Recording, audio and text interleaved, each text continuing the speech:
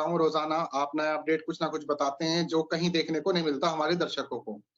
एक नई खबर सामने आई है कि जो बाइडेन जो कि अमेरिका के राष्ट्रपति हैं, जिन्हें आज आना था, ज़्यादातर मेहमान आज आ चुके हैं देश में।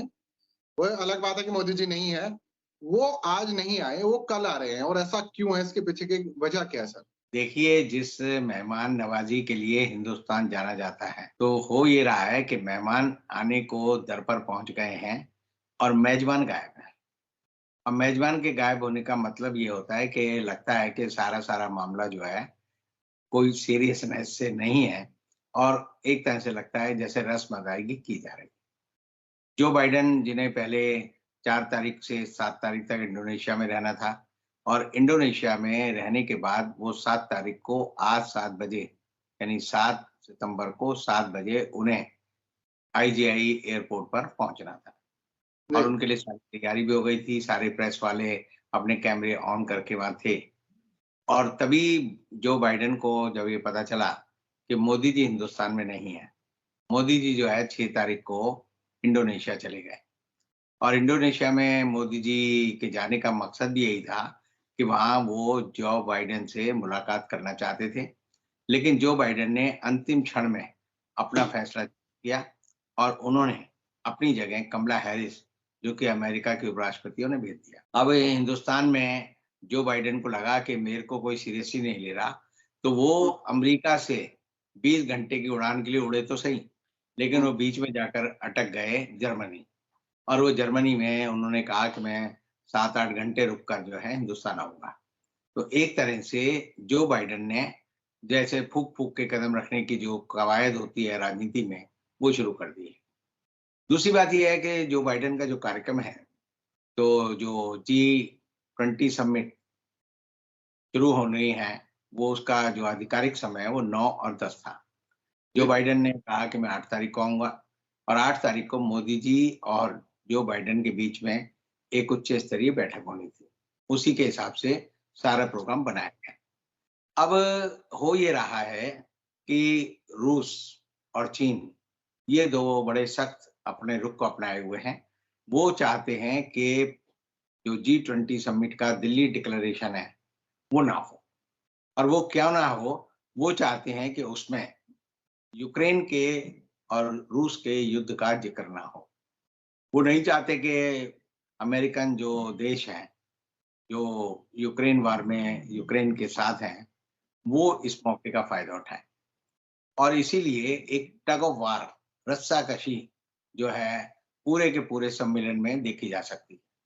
हाल ही में जो पिछला लास्ट जी20 का एक सम्मेलन हुआ था, उसमें अमेरिका ने यूक्रेन को लेकर बहुत सारी चीज़ों पर एक शब्दावली दी थी और ये कहा था कि ये पूरा का पूरा जी20 जो है, वो यूक्रेन के युद्ध में रूस के अनुचित आक्रमण का विरोध करता है और रूस को वो आक्रांता मानता है और रूस को चाहिए कि वो मैदान खाली कर वापस चला जाए। तो इस बात को लेकर मोदी जी ने तय किया है, रूस को भी हम नाराज़ नहीं कर सकते, चीन को भी नाराज़ नहीं कर सकते। तो बीच का रास्ता निकालने के लिए तय किया गया है कि हम यूक्रेन के बारे में कोई बात नहीं कहेंगे और इसीलिए यूक्रेन के राष्ट्रपति को जी20 में आमंत्रित भी नहीं किया गया और आमंत्रित ना करने के पीछे भी वजह ये है कि हम रूस को नाराज़ नहीं करना चाहते। तो एक तरह से पूरा का पूरा सम्मेलन जो खुले दिल से एक-दूसरे के साथ मिलकर, बैठकर बात करने का माहौल वाला होना चाहिए था, वो एक रस्म अदायगी बन गया है और उसमें बहुत सारे किंतु-परंतु हैं और उसका एक प्रमाण ये है कि जो रूस के जो जिस राजदूत को यहाँ आना है, सर्गेई रामानॉव को, वो भी एहतियात तौर पर अभी तक नहीं आए हैं और वो चाहते हैं कि भारत उनकी शर्तों को माने। और इसी तरह अमेरिका के सुरक्षा सलाहकार जो जैक सुलिवान हैं, वो 4 दिन से दिल्ली में हैं और वो चाहते हैं कि भारत जो है, जो हुँ, बाइडेन के मुताबिक इस पूरे के पूरे डिक्लेरेशन में जी20 के डिक्लेरेशन में न्यू दिल्ली डिक्लेरेशन में ये व्यवस्था करें कि वो यूक्रेन युद्ध का हम और पूरा विश्व समुदाय विरोध करता है और ये चाहता है कि रूस को उसका गुनाहगार बताया जाए। अब ये यूक्रेन युद्ध आ गया, बहुत सारे देश नहीं आ रहे, 7-8 देश नहीं आ रहे, पूरे देश में जो है माहौल जो है वो बड़ा अजीब है, मेज़बान गायब है, मेहमान दरवाजे पर है। तो आप समझिए इस सम्मेलन को लेकर जितनी निश्चिंतता होनी चाहिए उससे ज़्यादा अनिश्चितताएँ हैं। हर चीज़ बिल्कुल। के बारे में दिल्ली पुलिस को भी नहीं पता। बार-बार वो एडवाइज़री जारी करते हैं, कभी कहते हैं कंप्लीट लॉकडाउन है, कभी कहते हैं छोटा लॉकडाउन है, शॉर्ट लॉकडाउन है, कभी कहते हैं रिस्ट्रिक्शन है, कभी कहते हैं फलानी चीज़ खुली रहेगी, फलानी चीज़ बंद रहेगी। अभी तक ये कहा जा रहा है कि सुप्रीम कोर्ट पर जो मेट्रो का स्टेशन है, वो बंद रहेगा, बाकी खुलेंगे। फिर उनकी एक एडवाइज़री आ जाती है कि नहीं मंडी हाउस भी बंद रहेगा, खान मार्केट भी बंद रहेगा और फलाने-फलाने बंद रहेंगे। अभी तक लोगों को ये नहीं पता कि कौन से दफ्तर बंद रहेंगे। सरकार की तरफ से जो अफ़रा-तफ़री है और सरकार की तरफ से, भारत सरकार की तरफ से, मोदी सरकार की तरफ से जो संयोजन की कमी है, चीज़ों को जिस ढंग से संयोजित किया जाना चाहिए, वो नहीं कर पा रही है। और नहीं करने की वजह से जो है, इसका कारण ये है कि पूरे के पूरे इस आयोजन की ज़िम्मेदारी सिर्फ़ मोदी जी ने अपने कंधों पर ले रखी है। अब हुँ, मोदी जी ने कंधे पे ले रखी है, अब उसमें 2 बड़ी विचित्र सी खबरें आ जाई। वो खबरें ये तो एक तो ये आई कि जो रॉ के पुराने भूतपूर्व जो अध्यक्ष थे, रॉ के जी। डायरेक्टर जिसे बोलते हैं, हुँ, वो जो है उनको ज़ेड प्लस कैटेगरी आज दी गई। सुमंत कुमार गोयल को ज़ेड प्लस कैटेगरी की सिक्योरिटी दे दी। दूसरा ये हुआ कि मोदी जी के जो एसपीजी प्रमुख हैं, उनकी आज मौत हो गई। वो अचानक मर गए। अब जो है ये अपशकुन वाली बहुत सारी स्थितियाँ हैं कि सरकार जो है, किस तरह से काम करे, किसके नियंत्रण में काम करे, किसके कहने पे काम करे, ये कोई नहीं बता रहा। और इसलिए पूरा ये सम्मेलन आप देखिए सारे प्रेस वालों को आज 1 बजे कहा गया कि आप पानाम एयरपोर्ट पहुँच जाओ, वहाँ पर जो बाइडेन आएँगे, उनकी अगवानी करनी है। अब ये कहा जा रहा है कि वो तो जर्मनी चले गए। तो एक अफ़रा-तफ़री का माहौल है और कोई आदमी किसी को कोई बता नहीं पा रहा। कोई घोषणा की कोई व्यवस्था नहीं है। सिर्फ़ कभी किसी के पास ट्विटर आ जाता है, किसी के पास कोई नोटिफ़िकेशन आ जाता है और सब लोगों में भ्रम की स्थिति है। और आप समझिए जब भी कोई सम्मेलन होता है पूरी दुनिया में, हिंदुस्तान में भी बांगलुरु सम्मेलन हुआ जो 1956 में नेहरू जी ने किया, फिर यूनेस्को का सम्मेलन हुआ, नेम के सम्मेलन हुए, बड़े-बड़े सम्मेलन हुए। उसमें जी। लोगों में बड़ी रुचि रहती थी। बड़ी खुशी रहती थी कि हम जाएँगे, हम वहाँ पर जो है सड़क पर खड़े होकर विदेशी अतिथियों का सम्मान करेंगे। आपने भी बहुत बार देखा होगा, जब भी विदेशी अतिथि आता था या हमारे नेहरू जी या और दूसरे बड़े नेता विदेश गए हैं, तो लोग जो है सड़कों पर खड़े होकर हिंदुस्तान के झंडे और अपने देश के झंडे लेकर बच्चे, बूढ़े, औरतें हिलाते थे और उनको कहते थे कि भई आपका स्वागत है। यहाँ क्या है कि सारी सड़कों को सूना कर दिया गया है। हर जगह जो है बहुत सारे मैं अभी कनॉट प्लेस गुज़र रहा था, मैं जो है कनॉट प्लेस का पूरा सर्कल मैंने घूमा और ये इंडिया गेट का सर्कल घूमा, तो हर जगह सिर्फ़ एक ही फ़ोटो लगी हुई है, मोदी जी की फ़ोटो। छोटी फ़ोटो, बड़ी फ़ोटो, बड़े बैनर पे फ़ोटो, छोटे बैनर पे फ़ोटो, रास्ता मुड़ रहा है तो मोदी जी की फ़ोटो, रास्ता घूम रहा है तो मोदी जी की फ़ोटो और लगता है कि जैसे दुनिया में, देश में कोई नेता ही नहीं बचा मोदी जी के अलावा। जो बेचारे विदेशी प्रतिनिधि आ रहे हैं, उनके फ़ोटो तक नहीं लगाए। जो बाइडेन का फ़ोटो नहीं है, पुतिन का फ़ोटो नहीं है, शी जिनपिंग का फ़ोटो नहीं है, ट्रूडो का फ़ोटो नहीं है, सुनक जो कि ब्रिटेन के प्राइम मिनिस्टर और भारतीय मूल का, उनका फ़ोटो नहीं है।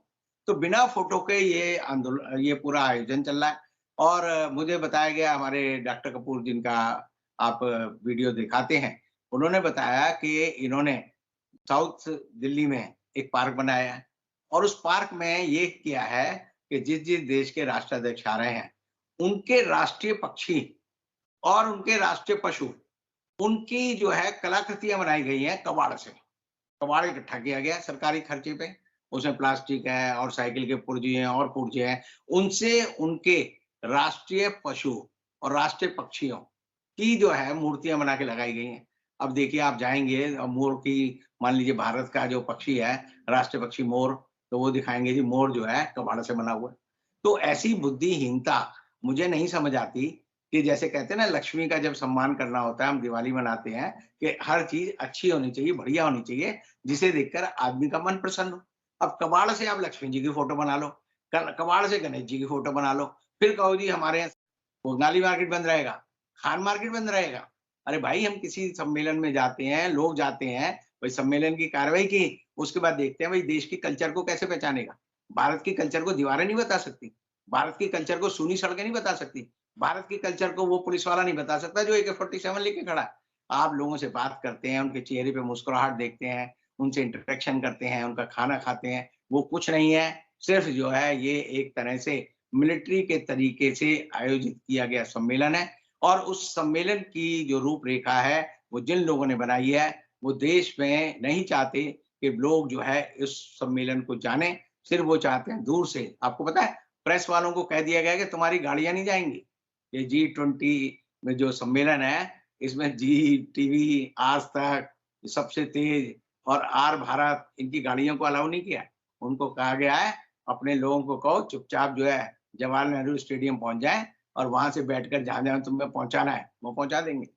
तो ये कंट्रोल्ड कंट्रोल्ड सम्मेलन है, जिसमें कोई आज़ादी नहीं है और ये आज़ादी के भारत का बात का मैं आगे कहूँगा कि ये सम्मेलन ऐसे ही हो रहा है, जिस तरह से पिछले 4 साल से जब से 370 अनुच्छेद हटाया है, कश्मीर के लोग जिन हालातों में रह रहे हैं, दिल्ली के लोग 3 दिन उन हालातों में रहेंगे और दिल्ली के लोगों को तब समझ आएगा कि सेना के और पुलिस के नियंत्रण में रहने का बुरा असर क्या होता है। बहुत-बहुत शुक्रिया। ये इतना महँगा खरीदते हैं, जो असली मटेरियल है, उससे महँगा खरीदते हैं। तो ये जो है एक बड़ा घोटाला है।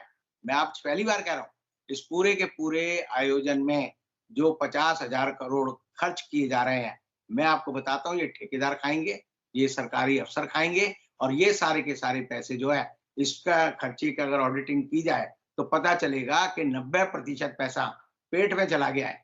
खाने के नाम पे इकट्ठा किया गया हो, भवन के नाम पर आपको पता है जिस मंडपम में भारतीय मंडपम में आज ये सम्मेलन होना है, उसको एनबीसीसी बना रही है और एनबीसीसी के घोटाले में सीबीआई ने ऑलरेडी एनबीसीसी के अध्यक्ष एनबीसीसी के जो चेयरमैन है, उनके खिलाफ एफआईआर दर्ज कर रखी है।